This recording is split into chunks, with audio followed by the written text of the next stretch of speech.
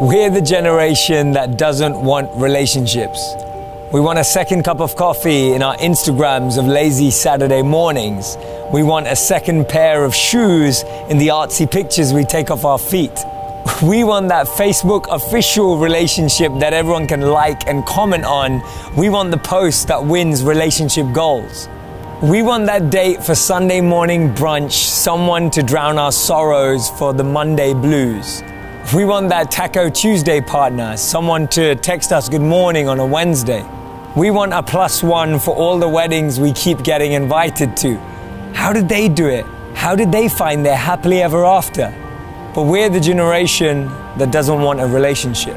We swipe left in hopes of finding the right one. We try to special order our soulmates like we do on Postmates. We read 5 ways to know he's into you and 7 ways that she will fall for you, thinking we can upcycle a person into a relationship like a Pinterest project. We invest more time in our Tinder profiles than we do into our personalities, yet we're the ones who don't want a relationship. We talk and we text, we Snapchat and we sext, we hang out and we happy hour, we go to coffee and grab a beer, anything to avoid an actual date. We private message to meet up, small talk for an hour, only to return home and then small talk via text. We forego any chance of achieving real connection by mutually playing games with no winner. The only thing we end up winning is most likely to be alone.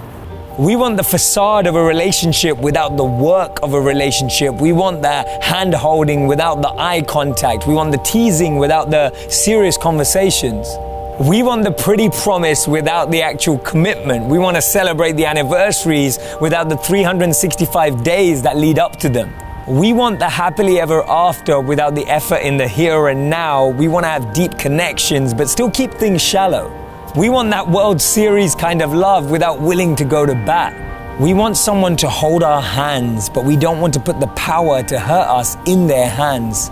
We want to be swept off our feet, but at the same time remaining safely, independently, standing on our own. We want to keep chasing love, but we don't want to actually fall into it.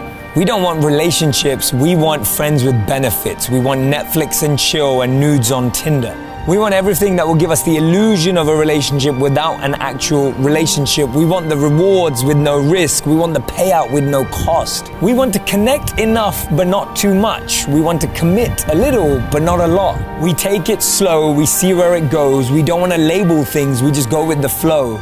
We keep one foot out the door, we keep one eye open. We keep people at arm's length toying with their emotions, but mostly toying with our own. When things get too close to being real, we run, we hide, we leave. We say to ourselves, there's more fish in the sea.